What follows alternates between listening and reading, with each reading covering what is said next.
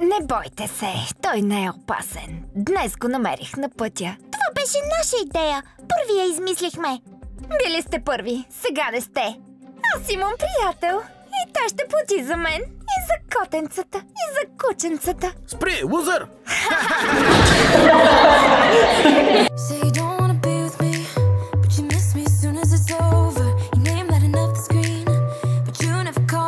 Привет, момичета! Привет, момчета! Момичета, имам страхотна игра. Елате с нас. Да, хайде! Току-що я намерихме от интернет. Аз я намерих, не ти. Какво се прави? Ами, много е лесна. Взимаме лист хартия и го задържаме с устните си, без ръце. Момичета, ще участвате ли? Съгласни сме. А който загуби, купува сладолед за всички. Мога ли да мина? Направете път. Може ли по-внимателно? Не може! Най-добри приятелки. А те могат да ти покажат много неща. Хайде, момичета, просто се шегувам. Ха-ха-ха, шегаджия.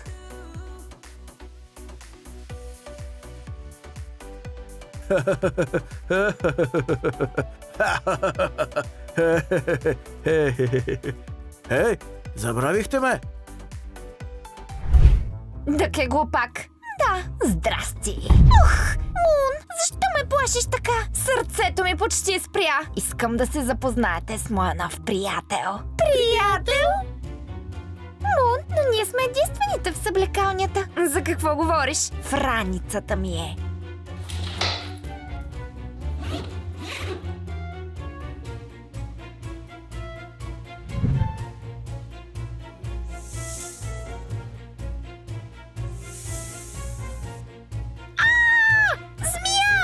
Не се страхувайте, не е опасен. Намерих го на пътя днес, на път за кампуса.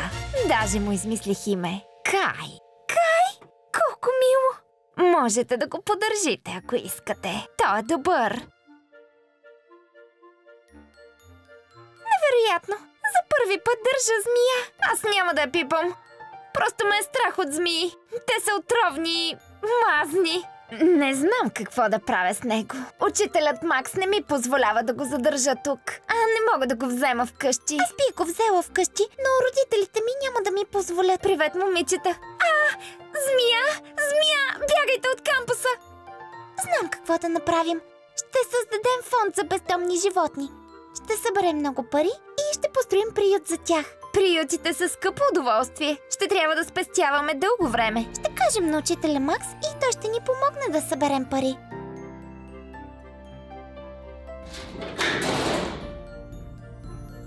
Ще построим приют. Какво добро дело!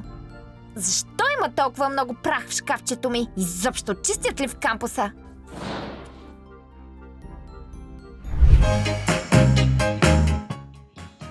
О, знаете ли, че един тинейджър може да задържи дъха си за 45 секунди? Това изобщо не е интересно. По-добре кажи как можеш да спечелиш първите си пари, когато си само на 16. Фреш, 45 секунди са много време. Не всеки може да го направи. Какво? 45 секунди ли? Аз мога и повече, отколкото пише в книжката ти. Хвърлиш ли пак книгите ми? Ще спреш да дишаш за цял живот. Схвана ли? Не разбрах. И какво?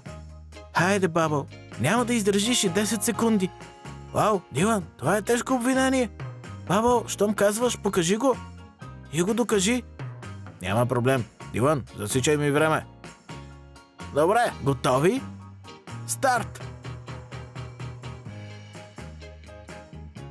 О, вижте кой е тук. Куп лозари отново заедно. Поставя лозари. Направихте ли ни домашното? Не, все още не сме направили нашето. Да. Значи ще трябва да изчакаме своя ред. Да. О, жалко, момчета, но нямаме време да чакаме. Знаете ли какво, неудачници? Без домашно, вие не ставате. Какво? Какво?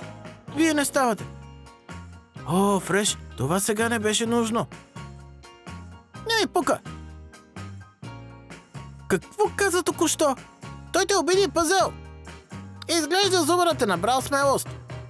Добре, момчета, сам ще се разбера с него. Я повтори пак. Какво каза току-що? Пъзел, не закачай Фреш или той ще ти срита дупето. Записал се на кунг-фу. Значи си се записал на кунг-фу и можеш да ме сриташ? Мога. Ами давай, покажи ми какво можеш. Бабо, дръж ми очилата.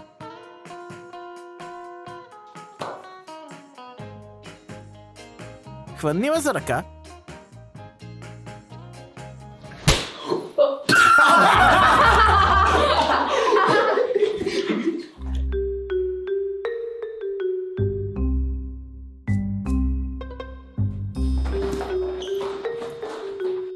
Чудя се какво ще направи Пъзел с Фреш, ако го хване.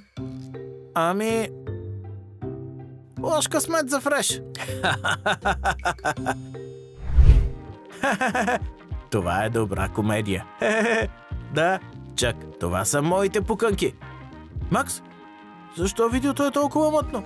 Чак, понеже е 3D филм, трябва да носиш очила. О, вау. Чак, това са моите очила. Всичко е наред.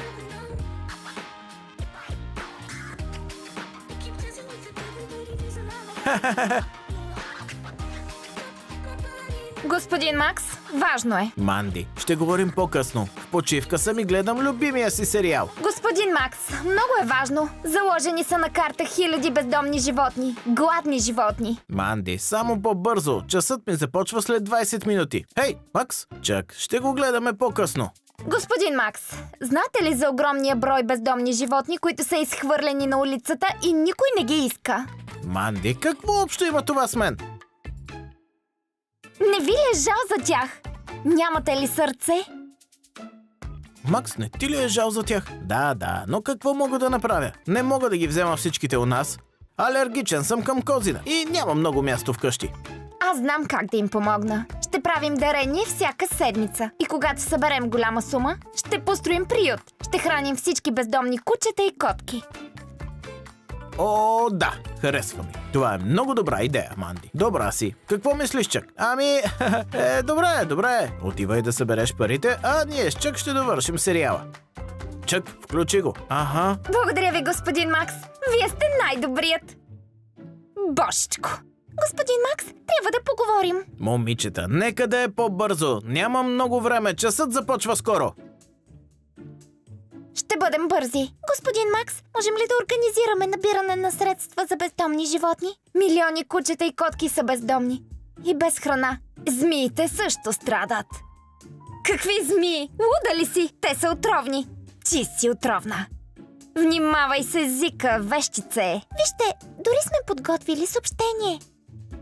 Но Манди е измислила вече всичко. Тя ще бъде главният организатор за набирането на средства за животните. А вие можете да й помогнете, ако искате. Чак!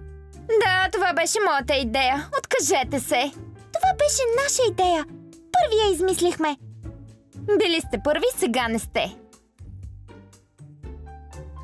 Ха! Това е добро! Харесва ми! Ха! И на мен!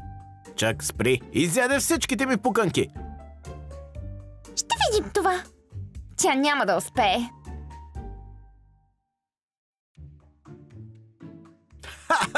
Яко!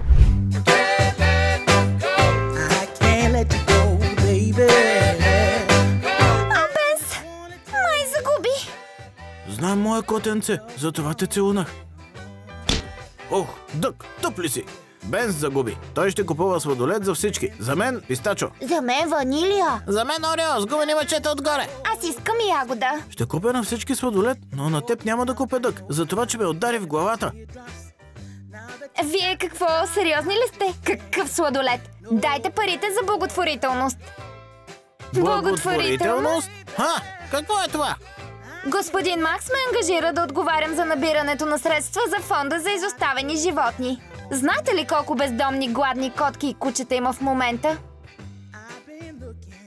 Страхотно! Аз обичам животните и ми е жал за тях. Манди, твоя ли беше идеята за набирането на средства? Разбира се, на кого друг му е хрумвала такава гениална идея. А ти дарява ли пари за фонда за изоставени животни? Разбира се, бях първата, която внесе $10. Добре, разбрах. Хайде да си вземем сладолед.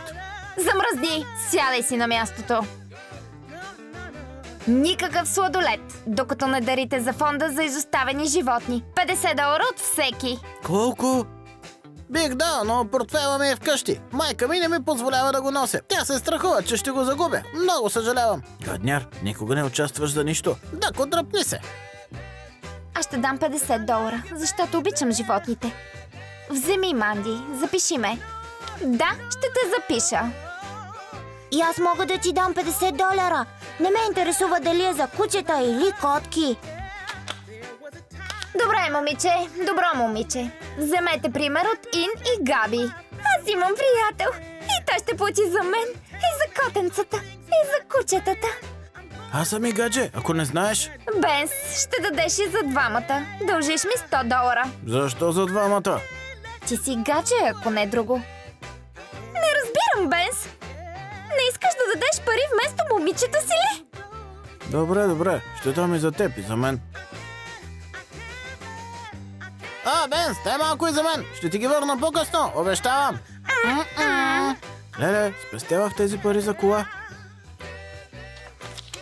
Денс, длъжник си ми.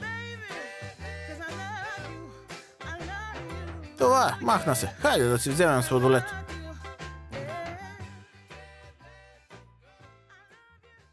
Манди е плъх. Тя чула и ни е изпреварила. Сега всички ще си помислят, че идеята е била нейна да помага на животните. Защо се притеснявате? Стартирайте свой собствен фонд. Ще видим кой ще събере пари по-бързо. Лично аз не давам нищо на Манди. Не й вярвам. И аз няма да й дам нищо. Предпочитам да дам на вас. Приятели, мислите ли, че можем да съберем достатъчно пари за бездомните животни? Стой, неудачник! Приятели, сложете лайк, абонирайте се за нашия канал, штръкнете върху камбанката и чакайте новите ни епизоди. Чао! На всички! You got dynamite, that smile's gonna be the end of me.